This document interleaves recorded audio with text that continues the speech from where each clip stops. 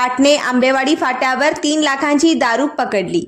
पाटणे व आंबेवाडी फाट्यावर चंदगड पोलिसांनी बुधवारी केलेल्या कारवाईत 3,01,640 रुपये किमतीच्या गोवा बनावटीच्या दारूसह 2 कार असा एकूण 23,01,640 रुपयांचा मुद्देमाल जप्त केला असून चौघांविरुद्ध चंदगड पोलिसात गुन्हा दाखल करण्यात आला आहे।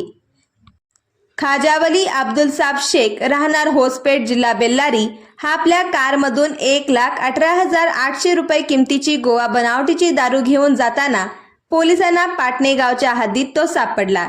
तर आंबेवाडी फाट्यावर प्रकाश भरमगोडा पाटील, अतिराज रामचंद्र पारधी, सुभाष सुधीर हे तिघेही राहणार बेळगाव यांच्या कारमध्ये 1,82,640 रुपये किमतीची गोवा बनावटीची दारू पोलिसांच्या हाती लागली।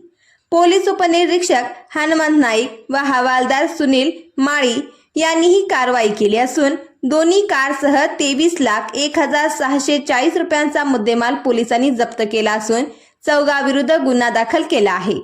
पोलीस उपनिरीक्षक शीतल धविले अधिक तपास करत आहेत।